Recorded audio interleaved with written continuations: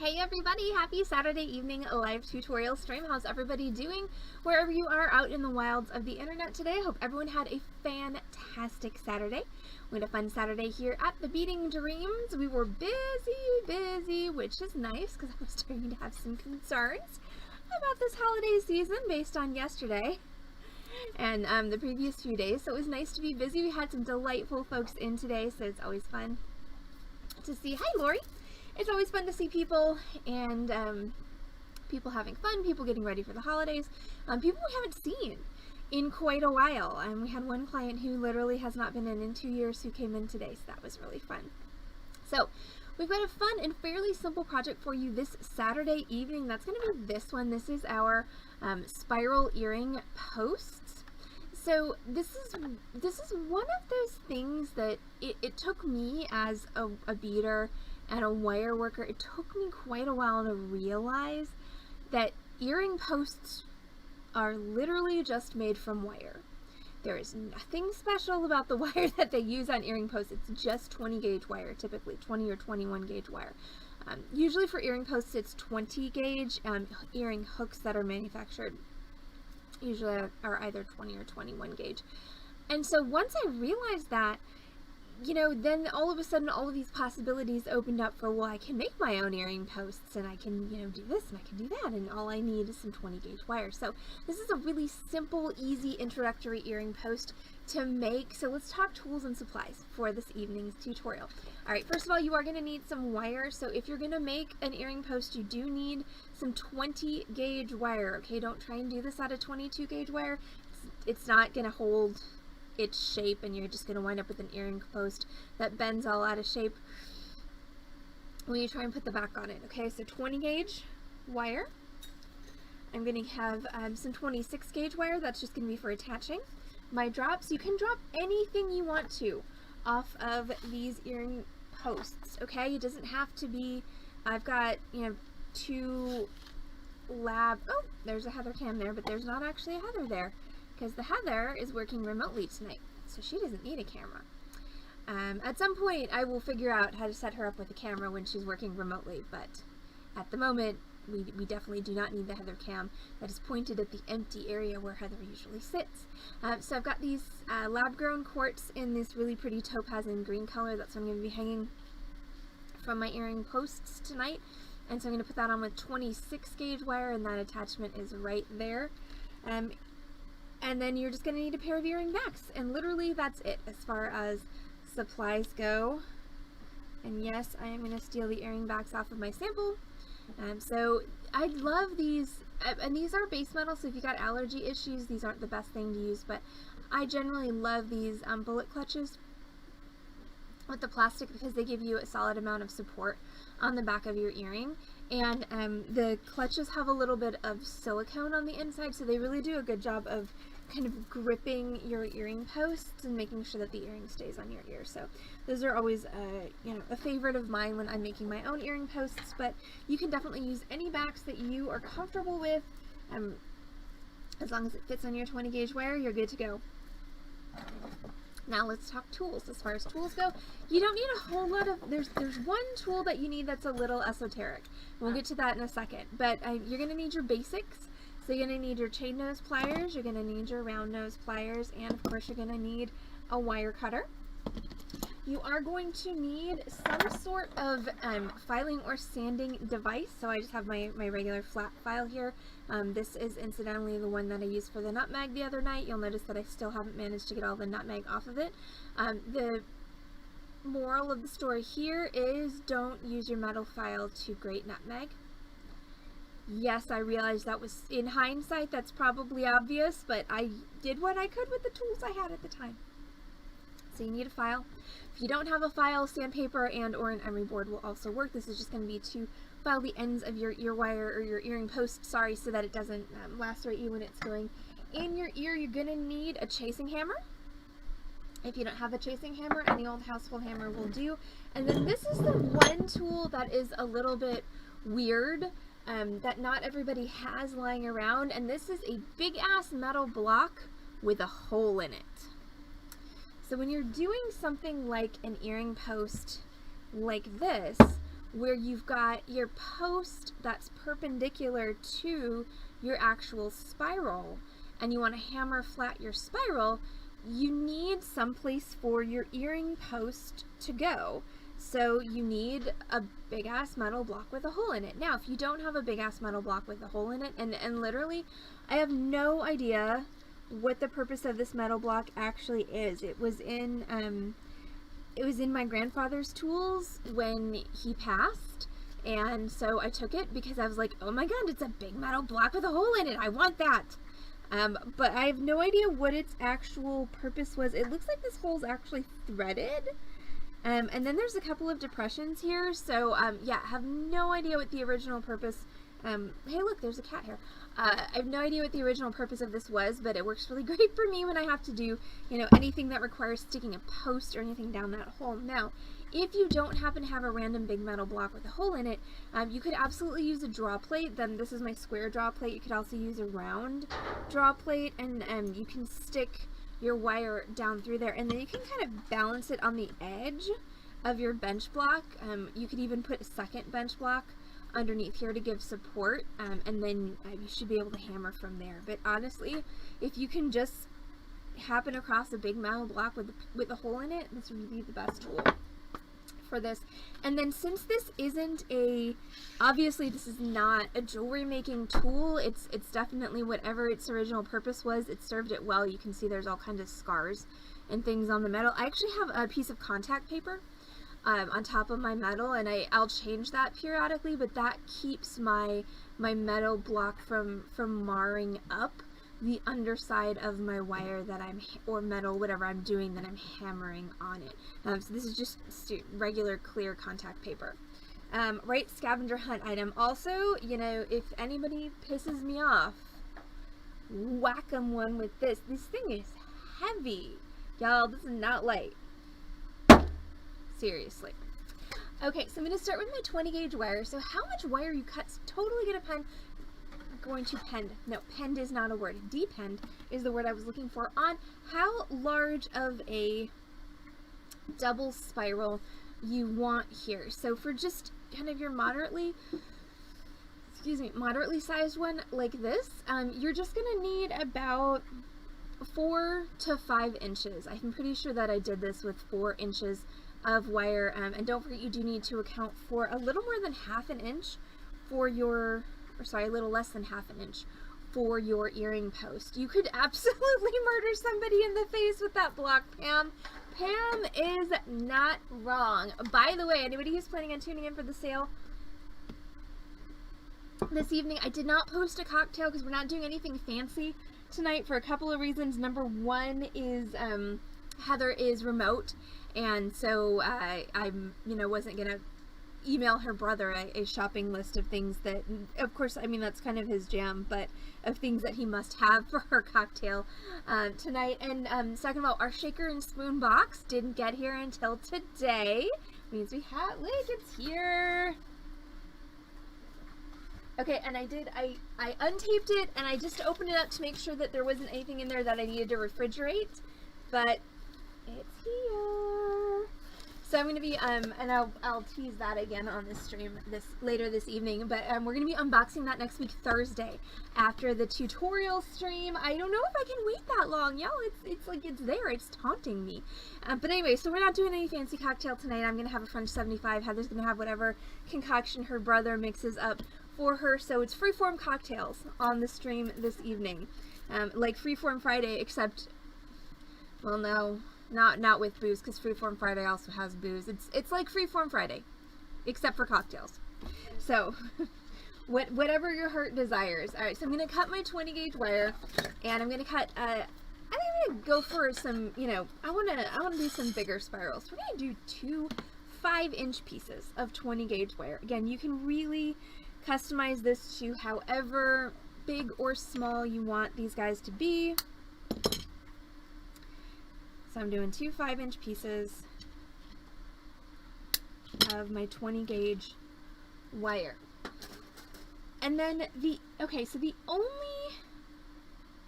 the only thing that's a little bit weird on this is the beginning. Everything else is pretty standard as far as if you know how to make a spiral, you know how to do this. But the beginning, sometimes when you're doing a spiral earring post, just this beginning part where you've got the post that's perpendicular to everything else is a little counterintuitive.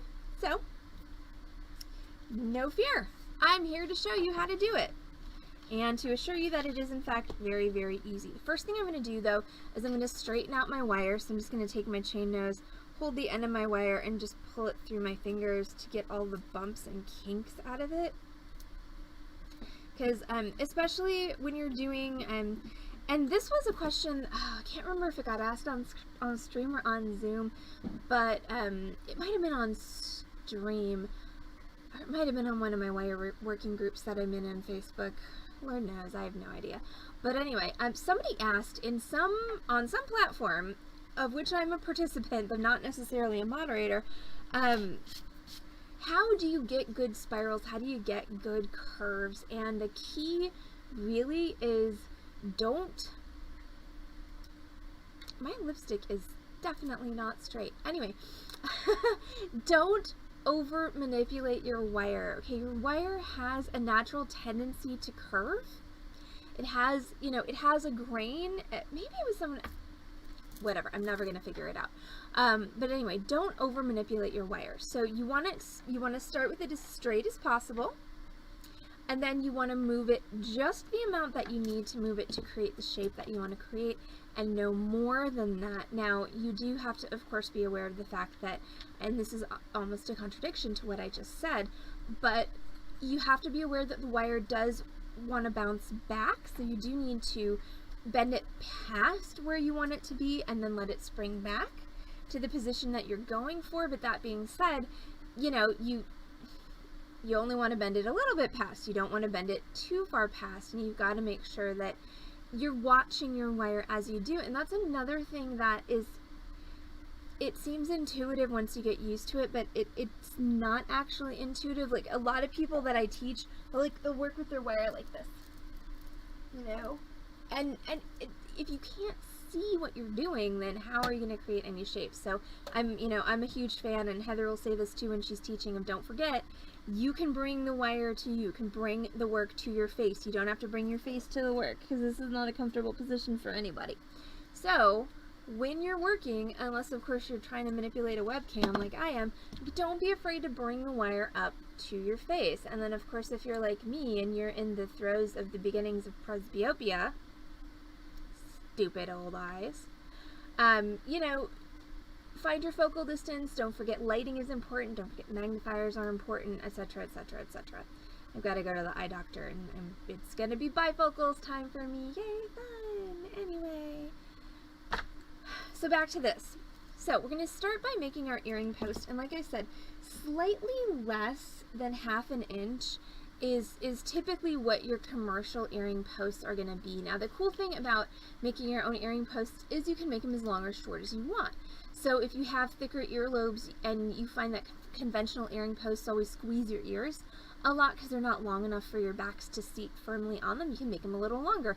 If you find that conventional earring posts are too long and always stab your neck, you can make them a little shorter. But we are going to make ours the standard length, which is about 3/8 of an inch. That's where that is. Yeah, 1 2 3/8. So slightly less than ½ an inch. Now I can trim this to length if I want to at the end of this process. So I'm just going to kind of sketch out that 3/8 of an inch length. I'm going to take my chain nose pliers and I'm going to bend a 90-degree angle in my wire. So this part right here is going to be my earring post. Now what I'm going to do is I'm going to take my round nose pliers and I'm going to hold parallel to this part that is my post, and I'm going to hold nice and firmly with my round nose, and I'm just going to take my wire and I'm going to rotate it around my round nose pliers so that I make a loop, which is the start of my spiral, that is perpendicular to my earring post. That's literally it. Now I'm just going to continue with this spiral just like I normally would. So I'm going to take my, and you've got to manipulate around this earring post, so it's a little awkward. It's not quite as easy as a regular spiral, but it's really not that difficult. So I'm just going to take my chain nose pliers, I'm going to hold that spiral, and I'm just going to start bringing that around like so.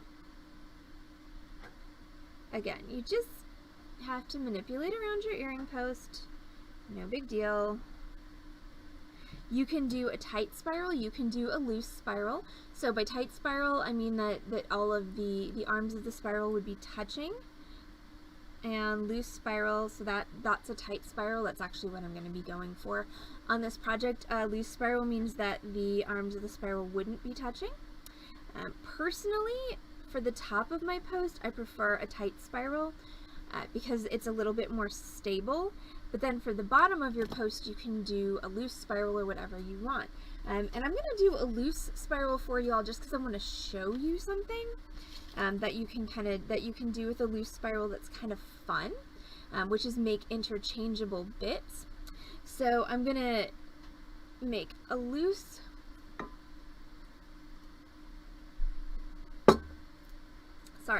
allergies. Okay, so now I'm going to make a loose spiral starting at the end of this wire, going the opposite way from my first one. Now I have a whole lot of wire. 5 inches of wire was probably also plus I cut like 5.5 inches of wire, so more than I needed. So I'm just going to go ahead and knock this down by 1 inch. So Lori, you can change your notes from 5 inches to 4 inches.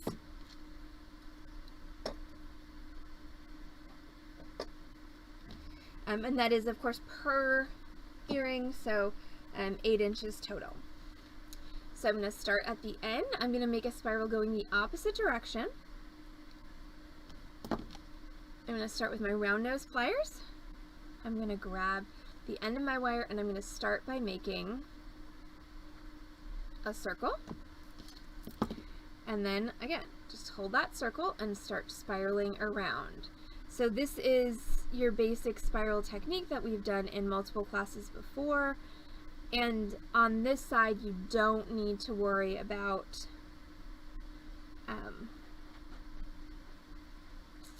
your earring post is the word I'm looking for.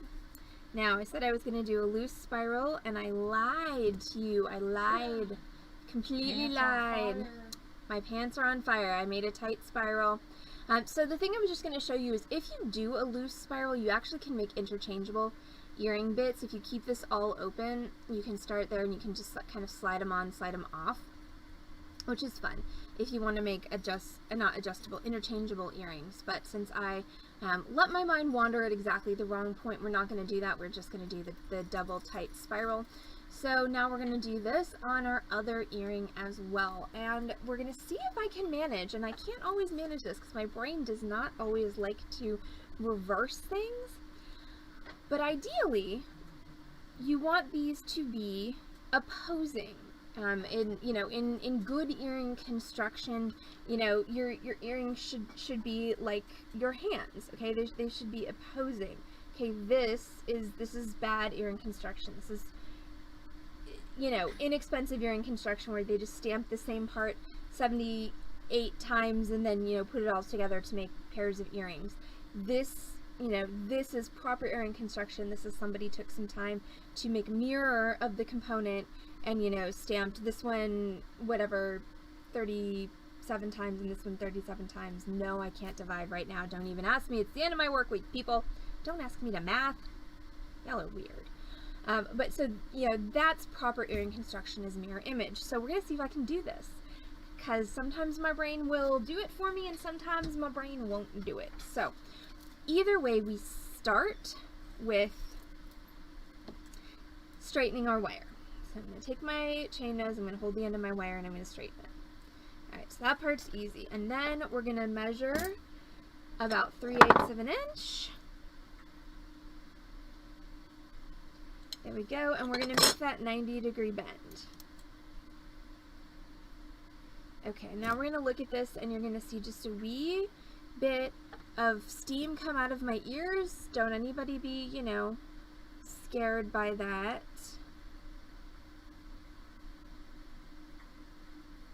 Okay, so I think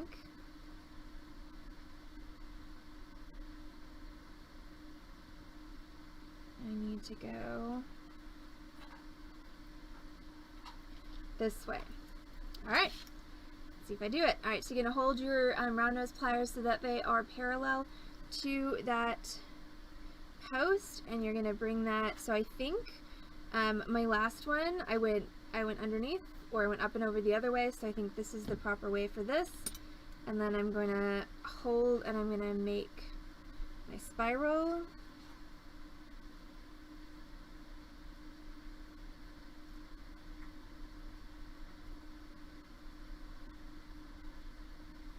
And this is 20 gauge dead software. You absolutely could use 20 gauge half hardwire if that's what you have. Either one is fine.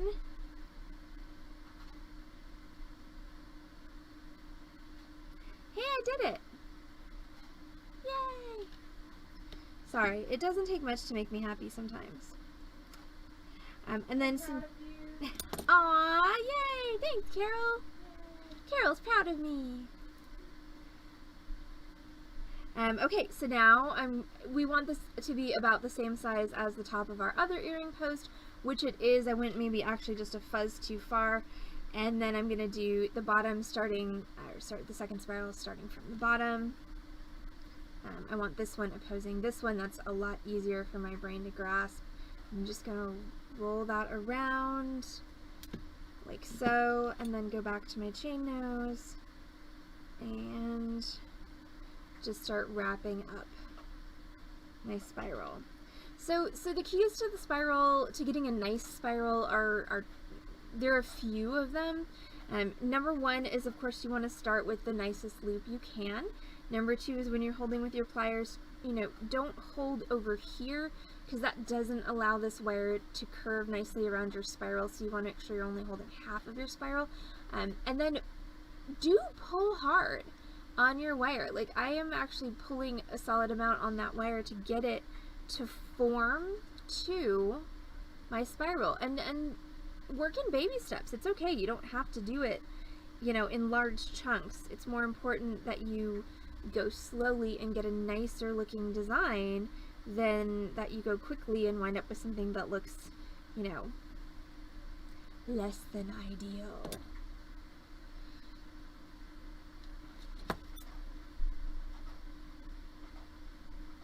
You know, not that I've ever made anything in my career that's less than ideal. Something.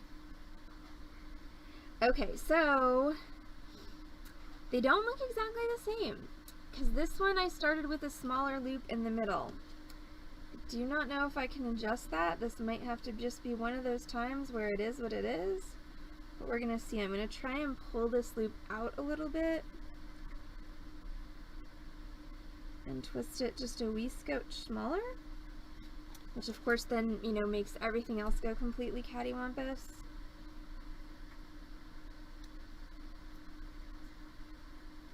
So what I'm just going to wind up doing is unwinding and then redoing your spiral. And this is where we really get to this point of don't over manipulate your wire, because now I'm fighting the fact that my wire has these kind of weird curves in it, and I'm really having to be careful to get that curved nicely against my spiral. And it really isn't something that I needed to worry about the first time around, which is a good argument for, hey, stupid head, don't screw it up the first time around. But of course that only applies to me. I would never call any of you stupid head, and you shouldn't call yourselves that either. But I did manage to make a somewhat respectable pair of earring posts. They look fairly similar, and those are my posts on the back. So now I'm going to hammer these babies. This is where, again, big ass block of steel with a hole in it comes in. I'm going to take my post, I'm going to stick it down in my hole, which is completely clogged with some mystery substance. I think it's steel wool. It's either steel wool or some kind of goop from another dimension. So, you know, we're hoping for steel wool, because interdimensional goop is not something I feel equipped to deal with on a Saturday night. But hey, look, steel wool, not interdimensional goop. Always good.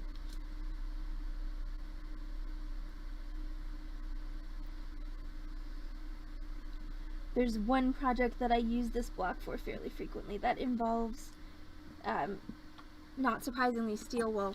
And that's, hey Tanya! And yeah, and that's why this is all full of steel wool. I don't do many projects that involve alien interdimensional goop, so if that was in there, I don't know what exactly I would do. Okay, and here's another kind of makeshift thing. So my hole, even without the goop in it, it's not quite deep enough. I am going to trim these posts down, but you can actually take something like your draw plate and you can stack it on top of your hole just to give you a little bit more depth. There we go. Okay, so now I've got that on there, and I'm going to take my chasing hammer. I'm just going to hammer that flat. It's going to get a little loud for a minute, so if you want to mute me, feel free.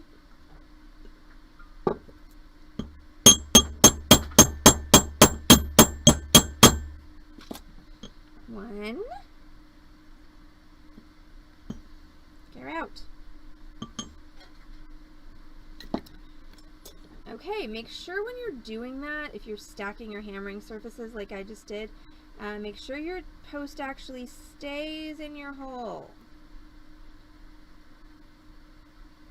And throw all the that's what he said, she said jokes out there that you want, but yeah, what happened here is my draw plate shifted, and so I have this kind of weird dent in my wire now. It's, you know, it's still going to be functional, but it's not as perfect as I would want. So we want to make sure that this draw plate stays in place. So I'm actually going to hold it this time. Try and keep it from slipping around. Alright, that's better. So hammering the earring posts, or the fronts of the earring posts, just makes them a little bit sturdier, and it also, I just like the look of it, because it gives them a little more of, you know, a shiny kind of fabricated appearance. I'm going to go ahead and trim these posts down. Oh wow, that was almost really bad. I totally almost dropped the giant ass block of steel. No bueno. Alright, I want to trim these. What'd you say? Yeah, right? You can't trust me with anything. Especially not giant blocks of steel. Okay, so I'm going to cut these down to 3/4, sorry, not 3/4, 3/8 of an inch. Nobody wants a 3/4 inch earring post. And that's a little...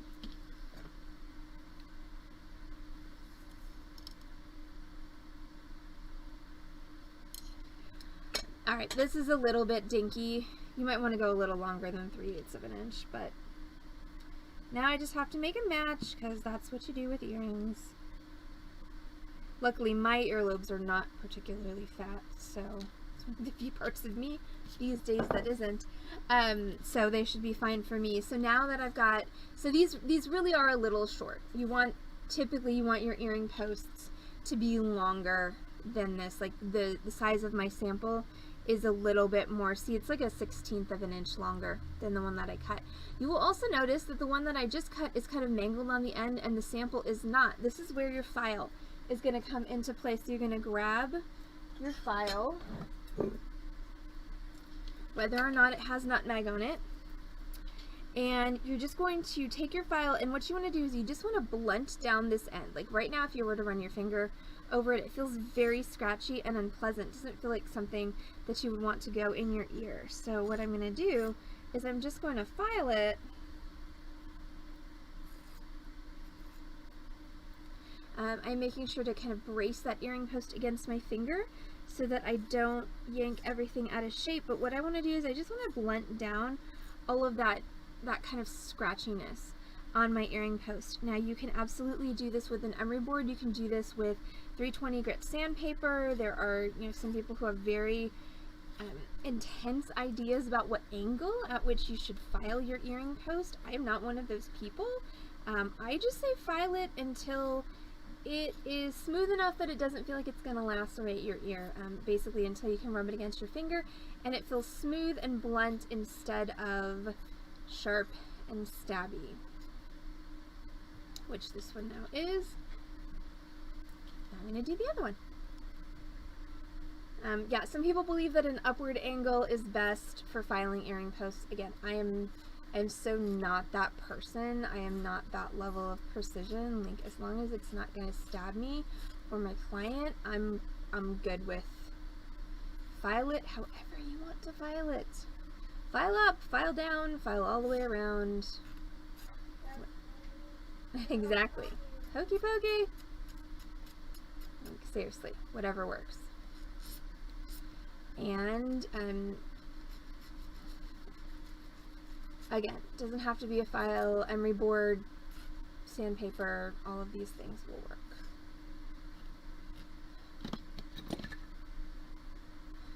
Line that back up.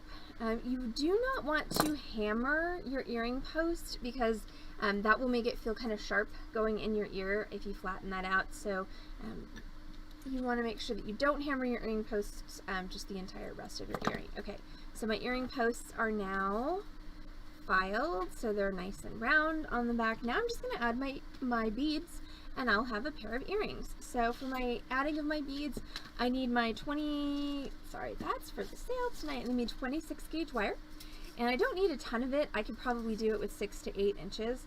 If you want to give yourself more than enough, go ahead and cut yourself a foot. But you're probably not going to need that much, and we're just going to do a basic top drilled wire wrap in order to attach this. The main thing that's a little bit different from the top drilled wire wraps that we've done on some projects in the past is you need to make sure that you make a big enough loop at the top of that wire wrap that it will span this entire distance here. So I'm going to take my teardrop, and again, I've just got these pretty bicolor lab quartz teardrops that I'm using, and I'm going to put my wire through my teardrop like so, and I'm going to bend it up against the holes in my teardrop to make a triangle. And I want the point of my triangle to be directly above the point of my teardrop, if at all possible. Now I'm going to take my hammer away because I don't need that anymore. I'm going to take my chain nose pliers, like so. I'm going to grab the longer of the two wires, and I'm going to grab right above the point where those two wires cross. Now I'm going to take my pliers and I'm just going to twist them back ever so slightly, so that what I've done now is I've taken this wire, I've centered it over the central axis of my teardrop. Now I'm going to wrap the short wire around the long wire, and this I do just with my fingers, okay, because I personally like to put that triangle so close to the point of my bead that there's really not room to get my pliers in there. So I just will hold my bead with one hand. I'm a right-handed person, so I'm actually holding the bead with my dominant hand, and I am wrapping with my left hand, which is my non-dominant hand. And I'm just going to twist that around nice and tight. I want to try and make my wraps very close to the point of that bead, and I'm just going to go around 1.5 times. Don't get crazy with the cheese whiz here, because if you do, you're going to wind up with a really large, long, and not very pretty wrap.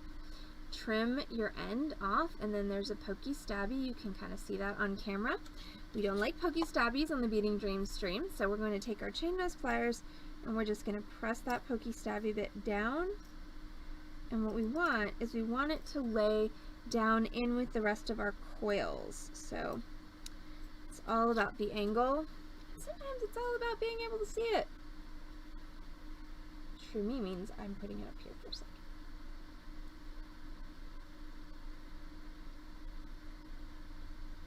There we go. Okay, pokey stabby dealt with. So, tucking those ends down really is all about angle. So you just want to catch it at the right angle to get it to lay down. Now we're going to do a basic wire wrapped loop to attach that to our earring post. And that means I'm going to take my round nose pliers, and remember, I want to make a bit of a bigger loop here. So I'm not going to go at the very tip of my pliers. I'm going to go down closer to the base of my pliers, almost like so. I'm going to hold my pliers so that they are touching or almost touching the wire wrap that I already made, and now we're going to do a basic wire wrap loop. So basic wire wrap loop goes away. So you have bent your wire over your pliers. Then we're going to loosen our pliers, rotate them 1/8 of a turn, and grab. So what I've done is I've grabbed with my pliers right on that corner that I made. I'm going to pull my wire back up over the top of my pliers and down. Now what I'm doing is I'm starting to make a loop around my pliers. Now I can't finish my loop because this side of my pliers is in the way, so we're just going to loosen our pliers, rotate them out of the way, grab again, and push underneath your pliers and away from you, and that gives you your lady with a scarf. Yes, this lady with the scarf has a big old head. Don't judge. Some people have big old heads. And now we're going to attach that onto here. So our end of our wire is just going to go into that opening in the center of that second spiral, and then just thread it around until that loop is completely around your earring post. Now you are going to want to hold with your pliers. You want to hold across both sides of that loop, and then I'm just going to wrap down until I reach the end of wire that's already there. So I want to be careful and sort of take my time, pull my wraps on this nice and tight to make everything nice and neat. Try not to deform the stick around which you're wrapping. So what I'm doing is I'm trying to wrap around that. I'm trying not to push on that bead too much. That's going to give me that. And then once you've reached the end of wire that's already there, go ahead and trim it off. And then press your end with your chain nose pliers down.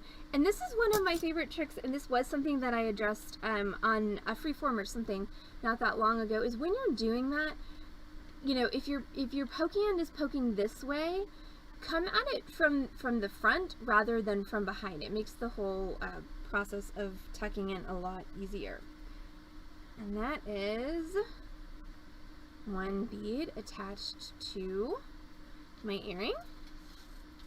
Now, if you don't like this large loop here that goes through the center of this spiral, you could just pull out this bottom spiral a little bit to make space between this wire and that wire, and you could attach your bead in between those two wires.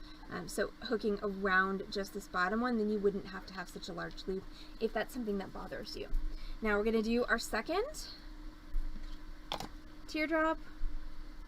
Alright, we're going to put our wire through the point of that teardrop. We're going to bring it up to make a triangle, and we want that point of that triangle directly above the point of our teardrop. We're going to take our chain nose pliers. We're going to grab directly above the point where those two wires cross. We're going to bend that long wire back to center it above the point of my teardrop and above the central axis of the teardrop. And then we're going to wrap the short wire around the long wire 1.5 times. Okay, and this is, alright, we're not trying to twist our wires here, and this is something that you kind of have to look out for, is my wires are starting to twist together. So I just need to remember that I am wrapping the short wire around the long wire. I am not twisting the two wires together. Sometimes it gets a little bit difficult, especially when you've got a thin wire like a 26 gauge. It gets a little difficult to manipulate and sort of keep that distinction, but it is important. Okay, so short wire coils around the long wire. So the long wire is straight, the short wire is coiled around it. I'm going to trim that off, like so, and then again we have our pokey stabby end. See it right there? Let's see if I can tuck that in on camera. Yes, there we go. Ta-da! So now we have bead on a stick. What I've essentially made is a beaded head pin with a teardrop at the end of it. So you could absolutely make this into an earring. You could make this into a pendant. Like, this is a really good starting point for any number of projects, but we are of course just going to make it into the drop for our second earring. So I'm going to grab my round nose pliers and I'm going to hold them so that they are touching the top of that wire wrap, and we're going to go away. Rotate up, back up over the top, rotate again, underneath. This should once again make our lady with the scarf. Grab your second earring post, thread that lady with the scarf on there, just like so, and then hold across your loop with your chain nose pliers. Make sure you're holding firmly on both sides of that loop, and you really want to hold as close to this crossing point as you can without covering it up, because that's going to give you the best bracing and that's going to give you the neatest wraps. So then we're going to start wrapping down, and once again, okay, don't do what I just did. Don't do this where it kind of spirals downward. Can you see that? You want it to go straight across. So, straight across, there we go, like so. And once you got your first wrap done, where it's straight and horizontal, then it's just a matter of positioning all of the subsequent wraps beneath it. It's just that first one that's somewhat difficult. Thumbnails are your friend in this case. So now I've got all of my coils. I'm going to trim my end off. And again, I got a pokey stabby there. I'm going to press that down. Alright, so you just want it to fold in with all the rest of the coils. Straighten it up if you need to.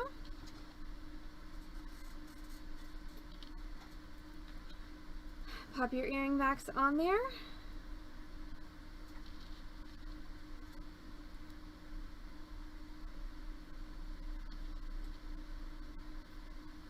And you're done. Ta-da! Thank you, Tanya. Well, part of that is practice, and part of that is, you know, it is easy once you get the techniques down and you've practiced it for a while. I mean, I always tell people it's not like it's sprung from the womb knowing how to wire wrap. Like, I learned how to wire wrap in 2001, and I've been consistently in the business since then, which means that I've done pretty much 10 wire wraps a day every single day. On average. I mean, obviously I don't sit around all day Christmas Day wire wrapping, but, like, you know, when you average it out, it's about 10 a day, every day, between 2001 and now, for the past 20 years. That's a lot of wire wraps. So, huh? You got good at it. I did get good at it. You know, I'm not ashamed to say it, but that's how you get good at it. And not that I'm saying you have to do 50,000 wire wraps. I mean, I was probably proficient after the first 1,000. You know, and now, of course, it's got to the point where I could probably do it in my sleep. But my point here is that people have a tendency, when they're learning, to be too hard on themselves. So don't be too hard on yourselves. Don't be ashamed if your pieces don't look exactly the way you want them to look. Just keep at it. Because, number one, I guarantee you that nobody is noticing the things that you are noticing. And number two, the only way to get better at it is to practice, practice, practice. So thanks for hanging out with us on the Beading Dream stream for our spiral post earrings. Focus, focus, focus, focus. Yeah, no, maybe. Anyway, spiral post earrings. Yes, super fun.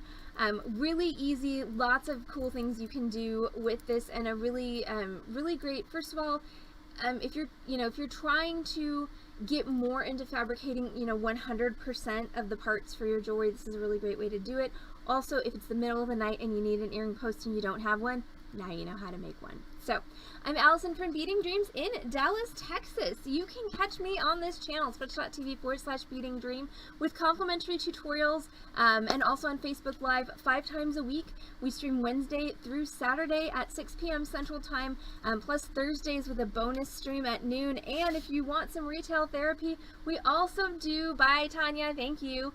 We also do live merchandise sales. That's going to be coming up in just about 30 minutes on this same channel that you watch the tutorial on. We do that every Wednesday and Saturday evening at 7:30 p.m. So we've got more 8-inch gemstone strands for you tonight on the sale, and I have some 3mm number stamps that I really want to get rid of, so I'm going to be offering those to you at a killer deal as well. So it's time for me to go have a bite of food, put some stuff in order for the sale, and I will see you all back on this channel, anyone who's coming to the sale, in about half an hour for that live merchandise sale. If you're not going to join us for the sale, thanks for joining us for the tutorial, and don't forget we are here 5 times a week, starting on Wednesdays, Wednesday, Thursday, Friday, Saturday, 6 p.m. Central Time, plus Thursdays at noon. That means we will be back next Wednesday with a fun tutorial for everyone. So, everybody who's coming to the sale, don't forget, pour yourself a drink if you're drinking. Pour yourself something to hydrate with, because hydration is important.